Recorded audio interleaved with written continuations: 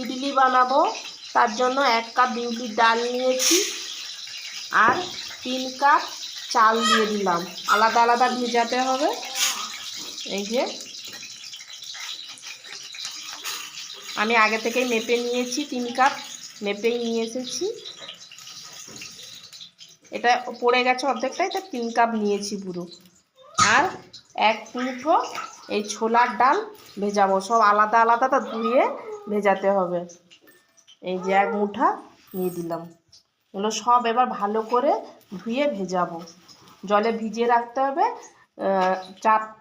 4 থেকে 6 ঘন্টা ভিজিয়ে রাখতে হবে। আমি সারা রাত ভিজিয়ে রাখবো। ইডলির ব্যাটার রেডি হয়ে গেছে।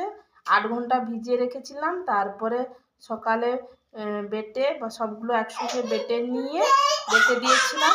এখন 10 ঘন্টা হয়ে গেছে। আবার এইবারে ইডলি করব।